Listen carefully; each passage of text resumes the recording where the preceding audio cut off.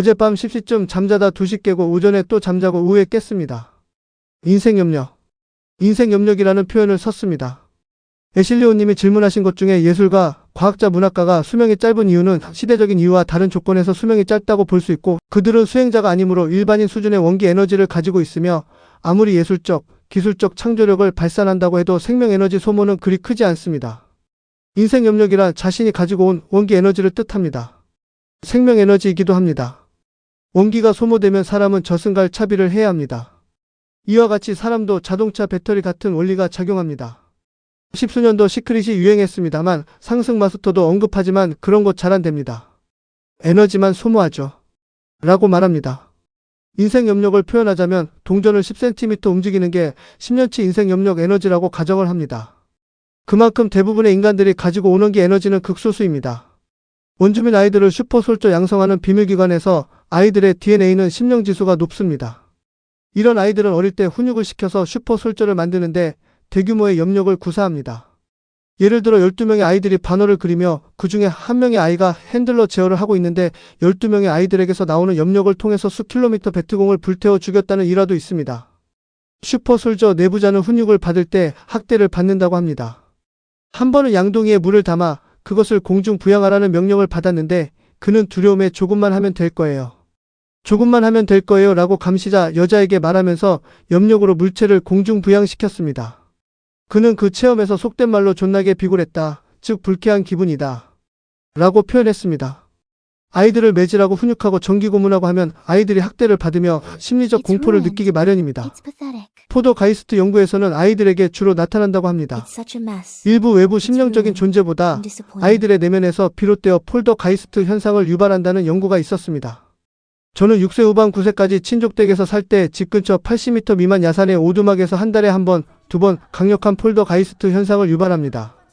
오두막에서 후레쉬, 담배불, 별빛, 빛이라는 종류가 조금 밝다면 무조건 반응해서 불과 연기 소리를 동반합니다. 쿵, 쿵, 쿵, 쿵. 모든 사람이 목격하는 현상입니다. 이것은 대낮에 2km 야산의 중학생이 불장난해서 불이 났을 때도 그것을 목격하고 있는데 바로 뒤 60m에서 똑같이 불, 연기, 소리가 발생합니다. 그 증상이 사라지면 물리적 증거는 남지 않습니다. 저는 어릴 때 혜태가 불을 막아준다는 것을 들었습니다. 저는 13세까지 한 달에 한두 번 공황장애 비슷한 증상으로 4가지 환상이 보이고 4가지 심리적 답답함, 초조함, 불안, 폐쇄 공포증을 겪었습니다. 이러한 것은 어린 나이에 영양실조와 각종 알 수 없는 심리적 학대를 받아서 벌어지는 것입니다. 이 심리적 증상은 극도로 최악 지옥 같은 심리적 증상으로 보통 일반인이 느끼는 상태의 심리 상태를 넘어섰습니다. 큰 고모 할머니, 둘째 고모 할머니 신기가 있고 막내 고모 할머니 딸이 무속인인데 그 오두막 도깨비 현상 폴더가이스트가 저와 관계가 있다고 말하였습니다. 그래서 우리 친족에서는 말 같지도 않은 소리 한다고 투덜대었습니다. 만약에 이 폴더가이스트 현상이 저의 내면과 관련이 깊다면 대규모의 인생엽력 에너지를 즉 원기 에너지를 소모했다는 것입니다. 우주 폭력 콜리굿 그리고 데이비드 월콕이 말하는 미국 지하기지의 10년기계와 4명의 요원이 10년기술을 증폭해서 지구 사회의 영능력자를 공격한다는 일화를 이야기했습니다. 그는 그렇게 공격받을 때 내면에 깊숙한 우주의식으로 들어갔다고 합니다. 그리고 4명의 요원들에게 측은지심 사랑의 에너지를 보냈고 그들 4명의 요원들은 부끄러워했다고 합니다. 그러나 이 요원들이 오래 살지 못하고 단명한다고 합니다. 그래서 지하기지 지휘자는 멀리서 밖에 떨어져서 그들을 통제하는데 함께 가까이 있으면 수명이 단축된다고 합니다. 그 심령공학기계와 요원들의 심령 능력을 활용할 때 주변의 생명 에너지를 빨아들인다는 것입니다. 보통은 우리가 하프기술이라 하는 ELF 초저주파 공학기술을 쓰면 인간의 정신이나 신체에 위협이 될 수도 있습니다. 잠자는 예언가 에드가 케이시도 필요 이상으로 리딩을 하면 수명이 짧아졌다고 언급하고 있습니다. 이와 같이 모든 것은 에너지가 흐릅니다. 수행자 박진여 씨도 전생 리딩을 해주는데 하루에 3번은 가능하다고 합니다. 기타 여러 생명 에너지를 소모하게 됩니다.